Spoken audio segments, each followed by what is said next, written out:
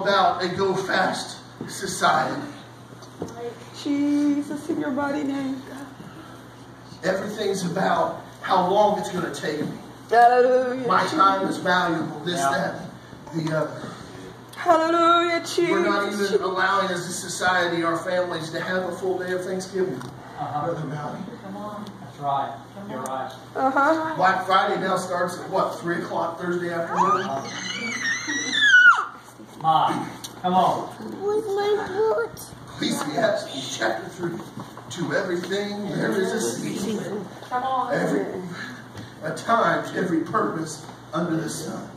If you've been praying about something for a long time, keep praying. Yeah, come on. Jesus. If you've been holding out for something, keep holding out. There is a time for everything. Yeah, there is a season for everything. Our time is not God's time, but there is a time, there is a season. Hallelujah. God is where we expect a microwave God. Yes, sir. Yes, sir. Fast food, Jesus. It's kind of an inconvenience going over to Mom and Dad's, but Jason, they don't have a microwave. My mom's a wonderful cook. I'm not going to lie to you. Things that are in the microwave don't taste like they do right out of the oven. That's exactly right. You're right. Jesus. We begin to expect a fresh anointing. God. That's good, Brother Nathan. That's good, Brother Nathan. We expect a fresh move of God in our lives. Instead of going to the microwave and saying, okay, God, this is my need today. I'm going to put you in here for 30 seconds. Warm me up a little bit. What if we got to where we needed a fresh anointing of God every day? The adverse effects of dealing without God in our lives every day is the pain and the emotion of day-to-day living. The trials and the problems that we go through. How much easier would it be if instead of dealing with these problems on this level, we began to deal with them on this level? We wake up to the morning and the baby's sick. We lose our job. There's not enough money in the bank. What if we just lifted our hands and said, okay, God, I can't deal with it anymore. I need a touch from you today. Jesus. Hallelujah, hallelujah, Jesus. We have gotten to a society where nobody wants to wait on anything. That's it, brother. That's right. They want instant gratification. They that wait. That's what it is. They want instant gratification. Amen.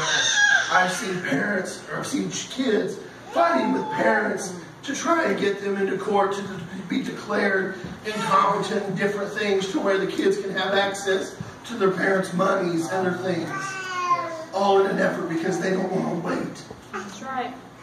They don't cherish that time. Come on, that's it.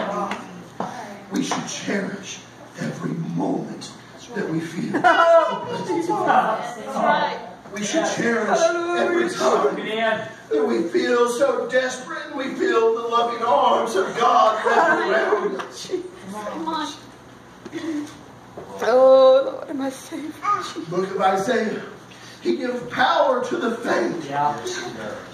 And to them that have no might, He increases their strength.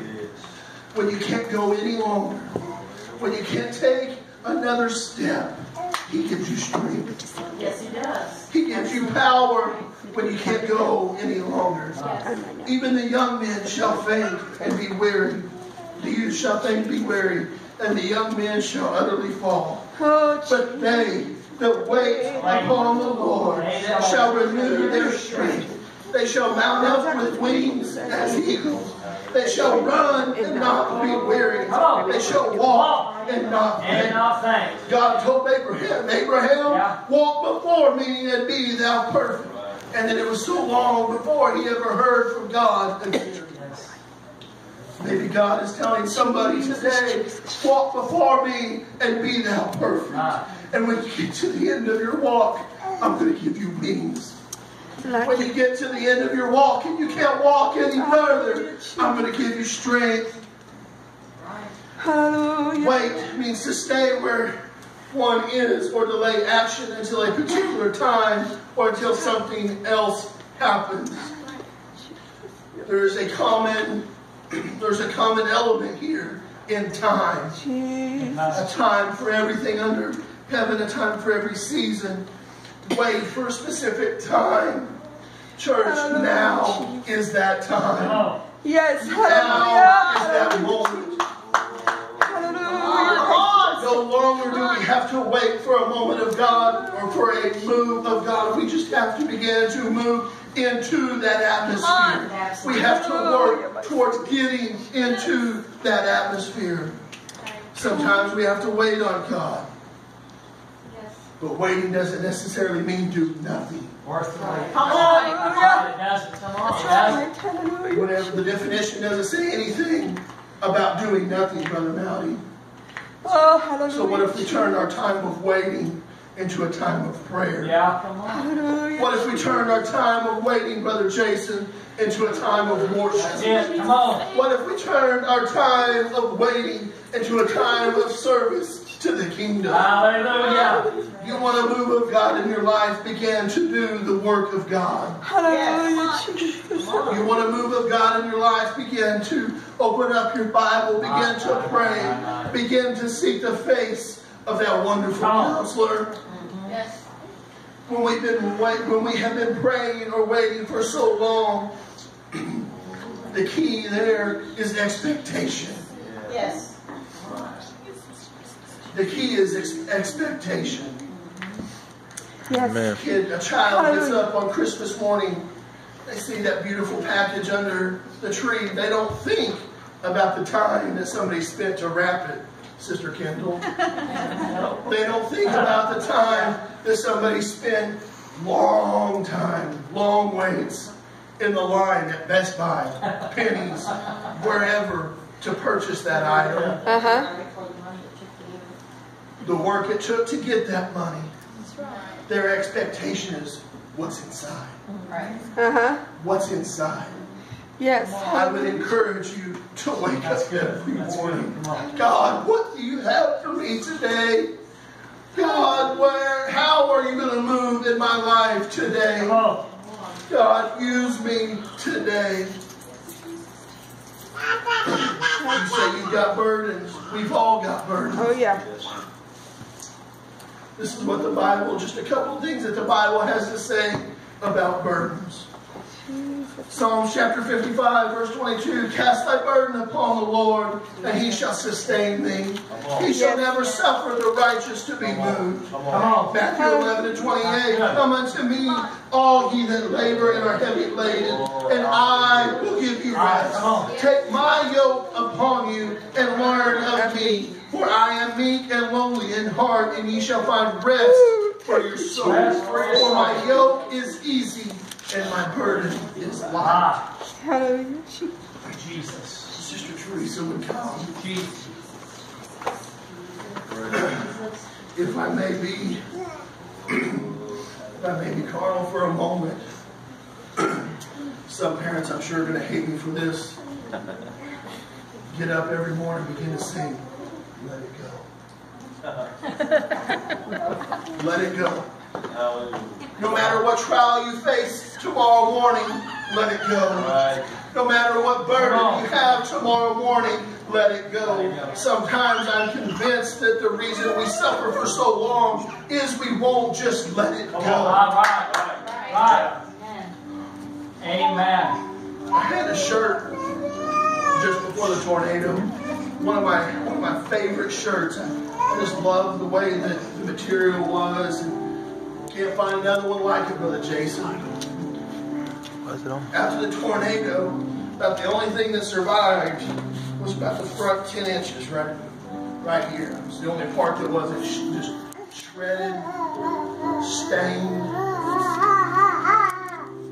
You know, if I had a suit coat to wear with it, I could hire it in the front of it, wear it, cover up the problem. But as soon as it got too hot, which I'm prone to do, and I took it off, I would bear those shreds. every stain that was in it. Right. Sometimes we allow the burdens and the trials that we go through to identify us. That's it. Right. What would happen if we got up tomorrow morning and said, I'm not that arthritic-ridden individual that I was yesterday? What would happen if we got up tomorrow and said, God, I don't care what I go through today. I don't care what I have to fight today, but I can do it with you. Yeah. If we would begin to bear every broken part of us, every stained and deformed part of us to God, we can allow Him to begin to do the healing that He desires to do. Yes. But we have to let it go. Brother Nathan, you don't understand. I've dealt with this for so long. I've had this problem my whole life. I've prayed about it for years. God hasn't changed me, hasn't fixed it yet. Doesn't mean that He won't. Today might be the day. Now might be the time. If you're here this morning, you're under the sound of my voice, and you're battling anything. If you're bound by anything this morning, this altar is open. If you're here today and you need a healing, you need to know that my God is the great physician. If you're here today and you're bound by chains of decisions that you've made in your past, you need to know that my God is the chain breaker. If you're here today and you're trying to cover up that pain and those scars, somebody's hurt you, you need to know that my God is the pain taker. Yes, He is. Throughout the New Testament, throughout the Bible, we find where God has done, Jesus did many miraculous things. Cast out spirits, broke chains, made whole, brought back to life, countless other miracles throughout the Bible. And I'm sure that as there are as many different individuals in this building today under the sound of my voice, that there's a different need and a different type of need represented by everybody here. And if you will be honest with yourself and with God, it's become a little weary in dealing with that need. Come on, tell it. Every head bowed and every eye closed. Whether your need be physical, spiritual, financially, or you simply need to stand in need of a blessing, stand in need of having those loving arms wrapped around you, letting you know that everything's going to be all right. You need to know that my God is. Brother Matty alluded to it, the verse in Isaiah.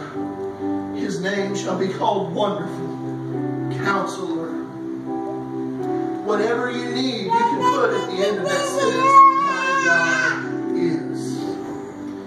And you can know with all certainty that Jesus Christ is the same yesterday, today, and forever. Yes. Hallelujah. Hallelujah. There's no longer a need to hold on to what is burdened